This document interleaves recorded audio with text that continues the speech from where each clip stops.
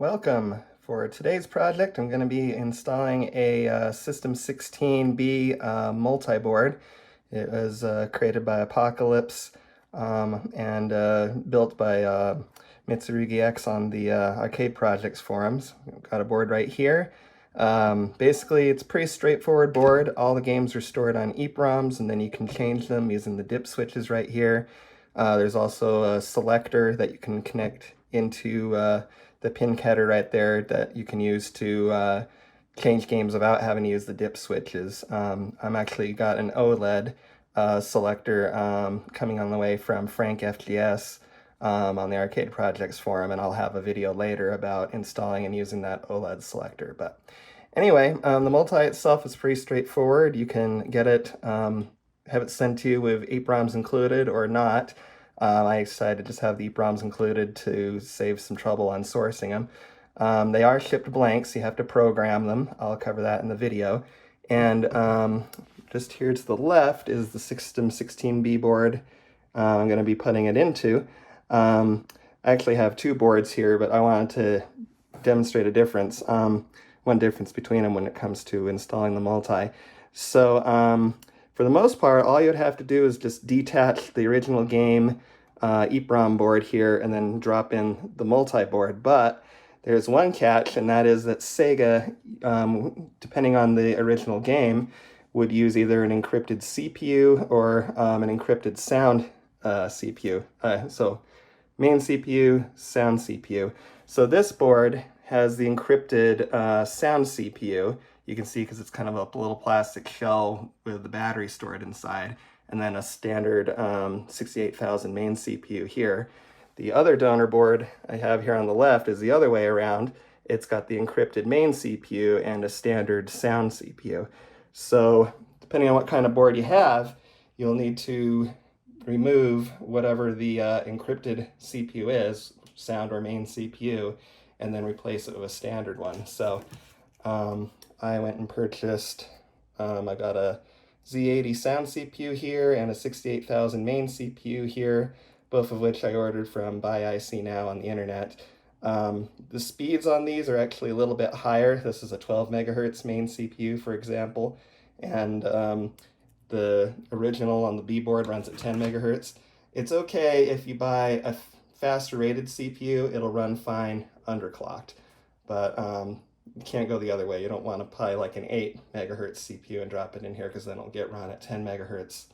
They'll run it overclocked and it can cause some issues. But all right, so let's just talk real quick about two things to be aware of. One is that the System 16 predates the JAMA standards, so even though the board connector looks like a regular JAMA connector, it will have problems if you try to plug it straight into a JAMA harness. So you need to get either an adapter harness or an adapter board like this one I have here. Some of them will even have switches or jumpers on here to change the button layout, because some System 16 games had some unusual button layouts for jump versus attack and that sort of thing.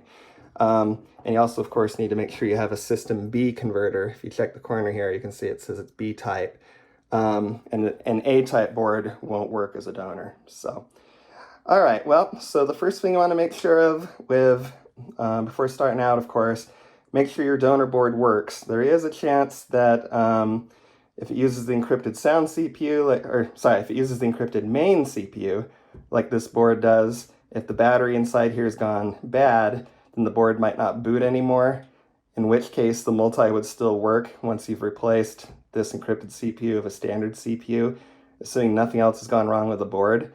But you know, if you can, you want to make sure you start with a working donor, so that if you have any problems getting the multi to work, you know that you had a good donor to start with. So let's go ahead and plug this board in, and we'll make sure it works. All right, so I've got the donor board here connected up to my Haas Supergun. Let's turn it on and make sure it works. And yep, so there's Altered Beast. Just start a game. Make sure controls and everything work.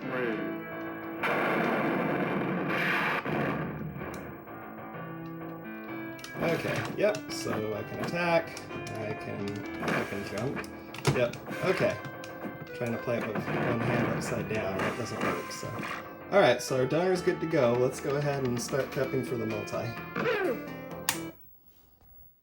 Alright, step one is just to remove the original B board that's plugged in here in the top.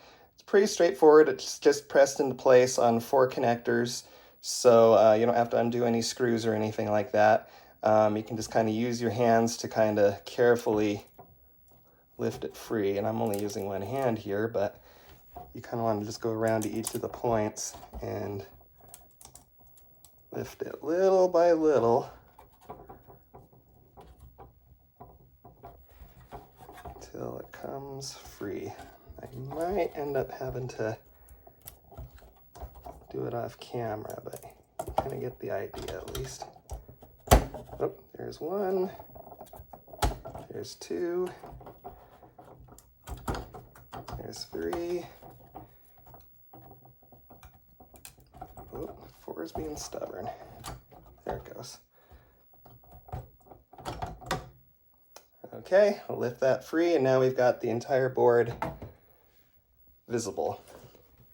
Alright, next step, as I said, is if you have either an encrypted sound CPU or an encrypted main CPU, which you'll know if it has a plastic box around it instead of a bare chip, you'll need to remove the original and then put in a standard replacement. So what you can do is you can use any kind of lifting tool, like a flathead screwdriver, or I've got a little bit of a little pry bar thing here, and you'll just want to kind of go under the lip here and carefully pry it out. It's socketed, so it pops out pretty easily. I can get all this on camera here. Let me switch hands. Couldn't get a tripod for this video, so I'm having to use my phone. So like this. There we go. So it lifts out without too much trouble. There we go. Go ahead and take that original CPU and move it aside. Okay, so here's my replacement chip. It's a Z80 for the sound CPU, like I just removed. It would be 68,000 for the main CPU. I don't have to replace the main CPU in this case. One thing to be careful of when you're putting in your chip is notice there's a marking on the board with a little notch for which way the chip should be oriented. And so there is a corresponding notch. Oops, where is the little bugger? Oh, there it is. Okay. So there's a corresponding notch right there on the chip. So I'm gonna have to spin this around. Then you just line it up, line up the legs, and firmly press it into place. I'm gonna go ahead and do that off camera just so I can double check that all my legs are aligned. You wanna make sure all your legs are straight, because if one leg isn't oriented quite right, you might end up bending it when you press the chip down. So you wanna just make sure all your legs are straight, lined up with the correct holes, make sure the chip oriented the right direction, then press it firmly into place down into the socket. So I'm gonna do that part off camera, I'll be right back. Okay, so I got my replacement CPU into place. Sound CPU is in place. Regular CPU is already not an encrypted CPU, so we're all set as far as the baseboard goes.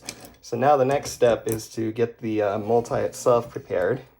So what we're going to have to do is we're going to have to remove each of these EEPROMs one by one, program them with the game code, and then reinsert them back into the correct spot on the board. So removing them is just like with a multi. Like removing the main CPU on the baseboard. You just use a removal tool like a little flat screwdriver or something. You want to get between the chip and the socket. You don't want to be digging into the circuit board, but you should be able to just get in there and lift that out. Oops, let's see. It's actually a pretty tight fit, right? There we go. There's that. Okay, there's our first chip free. And so this is for position 1. So now I'm going to take this over to the programmer. Okay, so we're ready to program the chips. So these chips are 27C322s. They are 42-pin dips. dip package. You want to make sure that your programmer can handle 42-pin dips. Not every programmer can. Many of them top out at 40. So the programmer I've got here can handle them. So let's go ahead and just install it into the programmer here. Click it into place. And then over here in the software, this is the software for the programmer is unique per programmer, but they all have more or less the same interface. You need to select your chip type, and we'll say that it was a 27C322, and it was made by ST, and there it is. So hit OK. And then we need to say what file we want to program. So there is a rollup pack that Smokemonster has put together for this multi. So if you go check the Arcade Projects forums, you can download the rollup pack with all the files from there. I thought I extracted them already, but it doesn't look like they're here.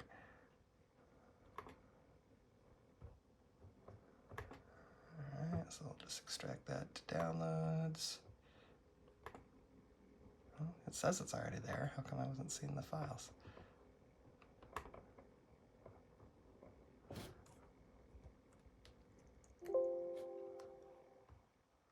Guess I should have had it already prepped before we started.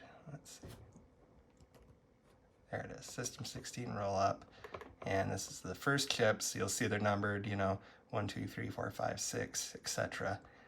And so we're just going to start with the first one. Files loaded, right chip is selected, I hit program. Now if you get a message like this does saying that you've got poor contact on one pin, you do want to abort, and then you might have to reseat the chip. Sometimes you kind of have to wiggle it around a little bit. If the chip looks dirty, maybe you might have to use a little bit of sandpaper to clean any tarnish off the legs. Okay, there it goes. So now it's programming, and you basically just rinse and repeat these steps for every chip in the multi. It takes about 1.5 minutes to program each chip, so we're probably looking at about half an hour or so to program all of these. So I will program them, and then I'll be back.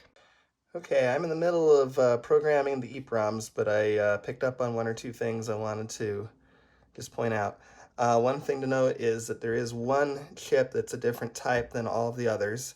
So even though you can use the 27322 settings for all the other EEPROMs, this one you'll have to treat differently. Basically what I'm doing is I'm covering the windows on each of these with a reflective sticker as I'm programming them off. If you want to erase a chip, like if you flash the wrong image onto it, you can put one of these, you can put the programmed chip into an EEPROM eraser that'll use UV light shining through the window to erase the chip. When you know you have a good chip, you cover it up, cover that window up just so that UV light doesn't get in there and corrupt or erase the contents. One last thing to note is that there are small labels above each socket, so you can see 1, 2, 3, but notice it doesn't just go 4, 5, 6, it's going up to 11, 12, and 13. So when you're reinstalling your chips, make sure that you're putting them in the right spot. So 3 goes here, 4 is actually down here on the bottom row, followed by 5 and 6.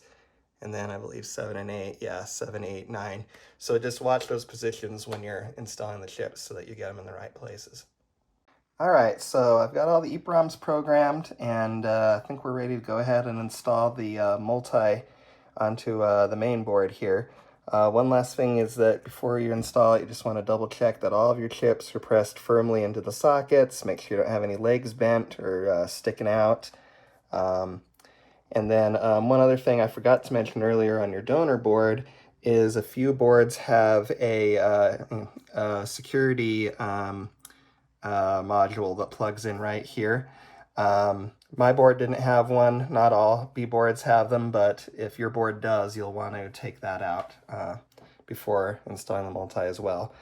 So one thing to know when going to install this to the board is the original connectors are keyed so that the B board can only plug in one way. The replacement board is not keyed, so when you plug it in, you want to make sure that those dip switches are facing towards the outer edge. So you want that orientation. So what I'm going to do is just get everything lined up here.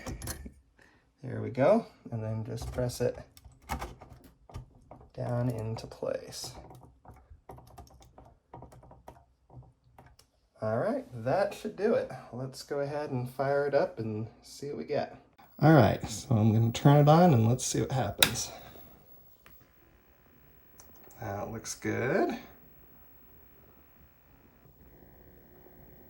All right, there's Excite League, which is what we get when all the dips are set to zeros.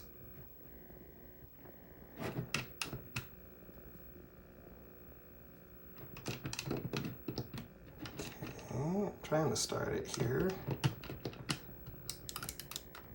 I'm also noticing we're not getting any sound, so I might have something up with that Z80.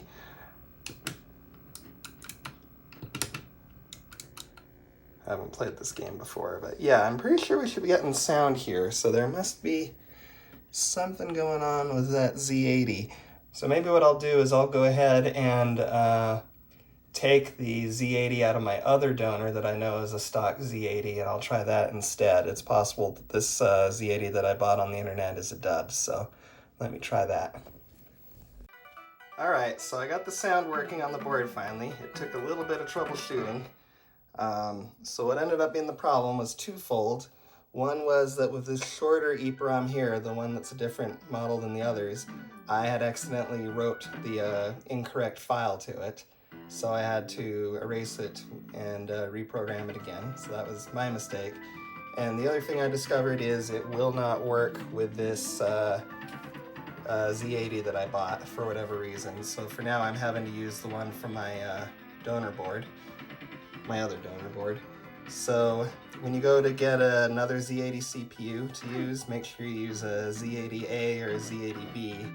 It seems that just a regular Z80 won't do the job. So anyway, it's all working great now. So hopefully this video is helpful for you, and if you have a System 16 multi, enjoy it and enjoy the games.